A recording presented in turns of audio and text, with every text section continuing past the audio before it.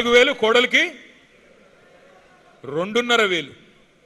నెలకి 2,500 ఇస్తా అన్నాడా లేదా? వచ్చేసినాయి అందరికీ. ఇక మా బట్టి విక్రమార్క గారు అయితే కమల్ హాసన్ని మించిన యాక్టింగ్ చేశాడు. ఆయన కమల్ హాసన్ గారిని మరిపించాడు. కమల్ హాసన్ సరిపోడు, ఇంకా పెద్ద యాక్టర్లు ఎవరు సరిపోరు. ఎంత యాక్టింగ్! అబ్బాబ్బాబ్బా, గుర్తుందా? మధిరలో కార్డులు పట్టుకొని, ఈ కార్డులు భద్రంగా పెట్టుకోండి, 100 రోజులు గట్టిగా పెట్టుకోండి, గట్టిగా దాచుకోండి గూట్లో. 100వ 101వ రోజు మా కాంగ్రెస్ కార్యకర్తలు వస్తారు. వచ్చి ఆ కార్డులు తీసుకొని మీ ఒక్కొక్క కుటుంబానికి 2.5 లక్షల రూపాయలు సంవత్సరానికి ఇచ్చే బాధ్యత మాది అని ఆయన్ని నమ్మమేమో అని చెప్పి తీసుకెళ్లి మళ్ళీ బాండ్ పేపర్ మీద రాసి దేవుడి కాడబెట్టి దండం పెట్టిన నాయకుడు బట్టి విక్రమార్క గారు.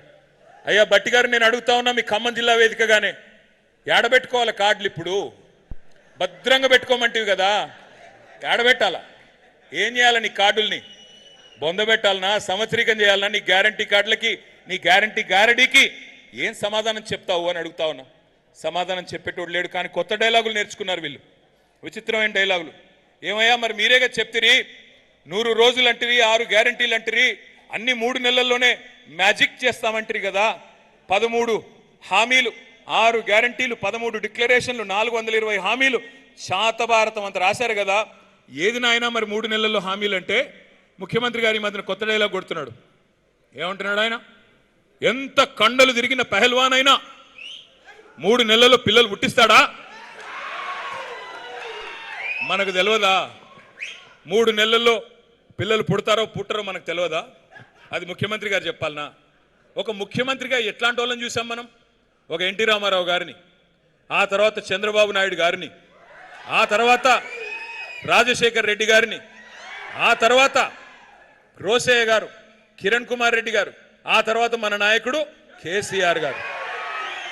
ఇట్లాంటి గౌరవప్రదమైన వ్యక్తులను చూసి ఇవాళ ఒక ముఖ్యమంత్రి 3 నెలలనే పిల్లలు పుడతారా అని అడిగితే ఏమనాలా? ఏం చెప్పాలా? ఎవడు చెప్పమన్నాడు నిన్ను? 3 నెలల్లోనే పొడి చేస్తా, 3 నెలల్లోనే రైతుకు రైతు భరోసా వేస్తా, 3 నెలల్లోనే నవంబర్లో తీసుకుంటే 2,000, డిసెంబర్లో తీసుకుంటే 4,000 అని మాట్లాడిన సన్నాసెవడు? మా తమ్ముళ్ళందరికీ 4,000 ఇస్తానని చెప్పి మోసం చేసిన దుర్మార్గుడు ఎవడు? నేను అడుగుతా ఉన్నా ఈరోజు. మరి నేను అడుగుతా ఉన్నా ముఖ్యమంత్రి గారు, 3 నెలల్లోనే పిల్లలు పుట్టరని మాకు తెలుసు, కానీ 30 నెలల్లో పుట్టకపోతే నిన్నేమనాలా? 30 నెలల్లో అయితే పుట్టాలి కదా. మరి 30 నెలల్లో పుట్టకపోతే ఏం పిలవాలా నిన్ను?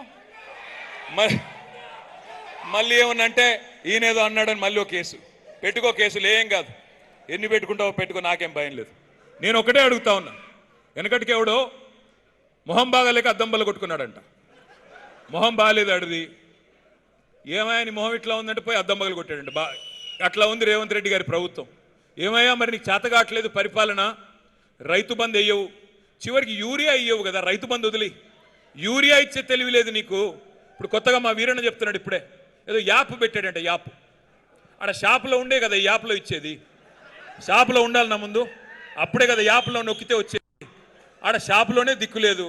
అందుకే మీ అందరికి నేను మాటిస్తా ఉన్నా, మళ్ళీ ఖమ్మం జిల్లాలో మీరు మాకు మెజారిటీ సీట్లు ఇచ్చి కేసీఆర్ గారిని ముఖ్యమంత్రి చేస్తే ఆ యాప్ని తీసుకెళ్లి